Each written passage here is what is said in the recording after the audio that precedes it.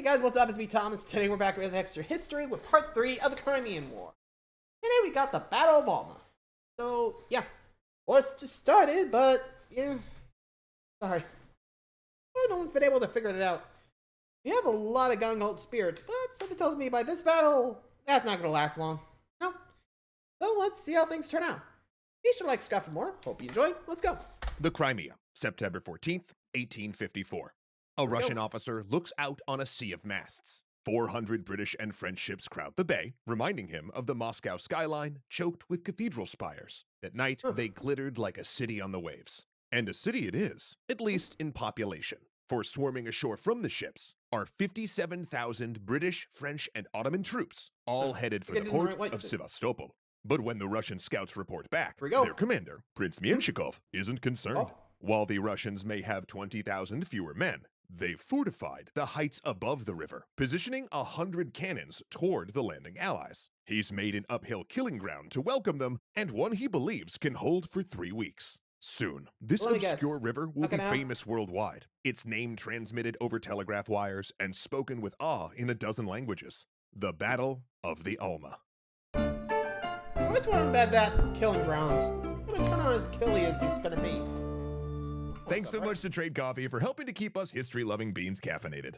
Fair. Though the Allied landings looked impressive from a distance, most soldiers on the beach could see they were a disorganized mess. The British troops in particular looked haunted and discouraged. See, most recruits had expected to ship right to the Crimea in order to take Sevastopol, but instead, they'd been dumped ashore at Varna to gather strength and wait for orders. The army waited there for 3 months, rotting amid a massive sea of tents. So, while thousands of British troops had marched out of home villages and cities singing upbeat songs like "Cheer, boys, cheer," they weren't singing much anymore. Actually, the final line of that ballad, "Farewell England, farewell forevermore," had now taken on a more ghoulish undertone. Cholera, camp fevers, and diarrhea swept through the ranks, infecting nearly every soldier. And men who died were buried in shallow graves, their stiffening hands emerging from the dirt after a hard rain, like a garden of fingers beckoning their comrades to join them. Disease. Yeah, disease is a major killer during war. And we did see that during, like, you know, the American, like, smallpox invasion thing. You know what's up, right? Not sure if I've done that, or I'm not sure if I have to redo that one. I'm gonna have to double check. But, anywho, you guys know the drill, right? Careful with disease when you're going out to war. And, well, dead. Anyway. He's killed 10,000 men before they even loaded their rifles. And it was around this point that the British started to notice something. Their commanders didn't seem, what's the word? Oh, yeah, good at this. The British army hadn't fought against a modernized opponent since Waterloo, and since officers could purchase promotions, rank often reflected wealth and status rather than ability. Lord Cardigan, commander of the British Light Brigade, was a classic specimen. Having bought his way up to Major General, he refused to live in camp, instead sleeping aboard his private yacht, you know, as all great military men do.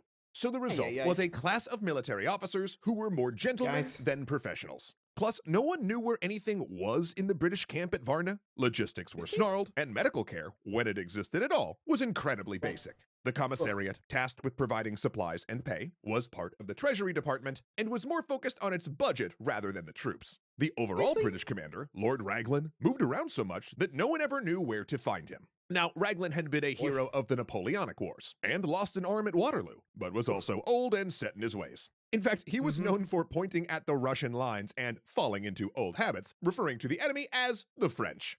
Ironically, British troops soon realized that their French allies were better organized and led. Having imbibed many lessons from the Revolution, French officers were professionally promoted due to ability, and they had a tight hand on logistics, transport, and military medicine. Well, they could thank Napoleon for that one.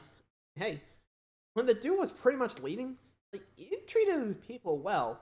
Just not everyone else, and they decided to get rid of him. You think they would learn, you know, structured our army like Napoleon's, and actually went to battles. He might, but considering Napoleon kicked your asses more times than not, I think I would have been like, you know, let's give his tactics a try, or something like that, you know? Eesh. But nope, like always, Britain just set in their ways. I think I'm actually not too sure when they finally changed tactics. Pretty pretty sure it was after this, but I don't know. Hard to say. Anyway. Many French, particularly the famous Zouaves, Frenchmen recruited from Algeria, also had campaign experience.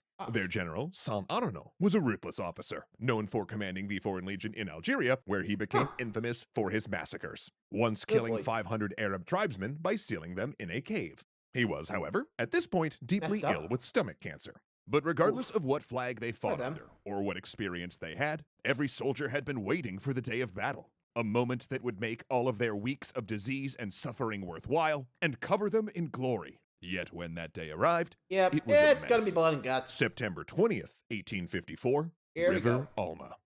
Nothing, it seems, is going like it's supposed to. The plan was for the British to make a frontal attack at first light, while the French Zouaves scaled the bluffs to take the higher ground behind the Russian artillery. But the British weren't ready on time, and for hours, the infuriated French had to delay.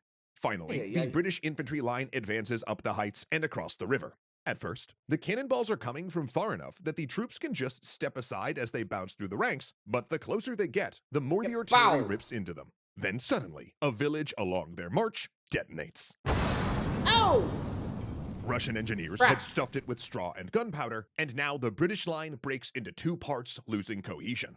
Yet things are not going well for Prince Menshikov either. He'd been so sure of victory, again that he could hold these heights for 3 weeks, that he'd actually invited the best families of Sevastopol to picnic and watch the battle. But he hadn't counted on the new mini rifles the British have adopted, giving them a range and accuracy advantage over the Russians' smoothbore muskets. His gunners are hurting the British, but they're also dying as they do so and are nearly overrun. Civilian onlookers then abandon their picnic blankets and flee the battlefield in fine coaches. Oh boy, okay, to lose his artillery pieces would be a disgrace, as well as tactically unsound. They will be needed at Sevastopol, so he orders his cannons dragged away from their positions and tells the infantry to take their place. The advancing Russian infantry crashes into the British, cresting the slope, sending the mauled units into a backwards retreat that runs into and disorders the units coming up from behind to reinforce them. Men are dying, screaming, as an abandoned parasol rolls across the battlefield in a breeze.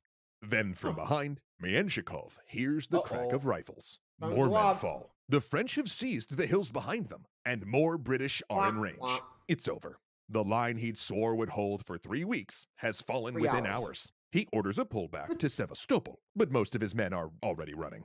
Through a spyglass, Lord Raglan sees his Russian enemies begin to retreat. Yeah, he's actually behind them, having made the bizarre decision to ride past British lines into Russian ones to better observe the fighting. Had they pursued, Menshikov's army might have been destroyed and Sevastopol taken within days. But ironically, Raglan's insistence on speed had actually slowed the army down. They had no carts to ferry wounded back to the landing site, or cavalry to pursue. And the Allies had taken over 4,000 casualties and really needed to recover. Meanwhile, scouts reported back that Sevastopol was essentially open for the taking. The whole point of this expedition, the destruction of Russia's naval base on the Black Sea, could be achieved in one fell swoop. But Raglan, along with his commanders, had a better idea. If there was to be a siege, it should be a traditional one, with heavy guns and a staging ground close by. Yeah. They would march around Sevastopol and take the port of Balaclava. Then, when they had sufficient artillery and supplies, they'd besiege it from the south. This move puzzled many, including a journalist from the Times of London, William Howard Russell. One of the first war correspondents, he was simultaneously awed by the bravery of the fighting men and disgusted by the deplorable conditions, extreme violence, and what he saw as the incompetence of Raglan and the aristocratic officer class. His accounts... Yeah, no kidding. I can't blame him. I heard this. Geez. Even with me, with no experience, be like, dude, we got him on the run. Go to Sevastopol and just take the guns. Easy. Don't need to go around with Balaclava. Go straight for your target. Bada boom, bada bing. Nowadays, that would be our chance, but back then, I don't even know what Raglan was thinking. Why? Hey, caramba. Just looking back at these, it's just dumb. Anyway. Carried by ship would increasingly begin to shape public opinion of the war. Meanwhile, in Sevastopol, civilians were panicking in anticipation of an Allied force that would surely storm the city, yet as we already know, a force that never came. Instead, Prince Menshikov arrived with the remnants of his army to meet with the leaders of the Black Sea Fleet. All depended on Sevastopol now, and the admirals had a brilliant, if unpalatable plan. They took Russia's proud Black Sea fleet, the victors of Sinop, and sunk it. They strategically scuttled the vessels around Sevastopol to create a blocking reef of shipwrecks to prevent naval attack.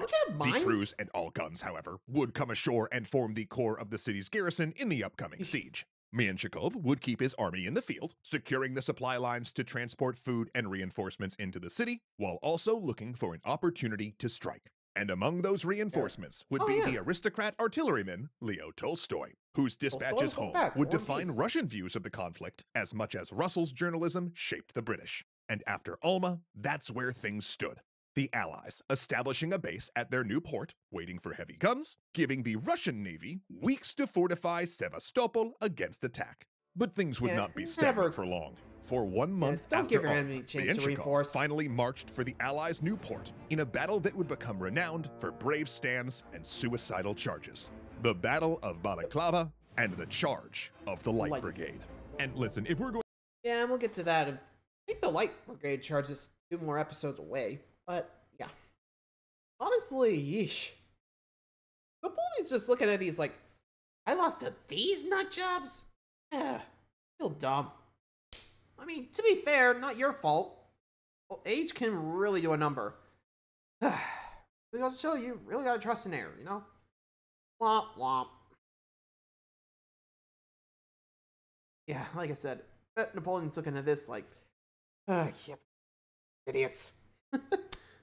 That's what my thought process would be if I heard about this. You know, as a spirit, and anyway. Anyway, thanks for watching, everybody. Till next time. See ya.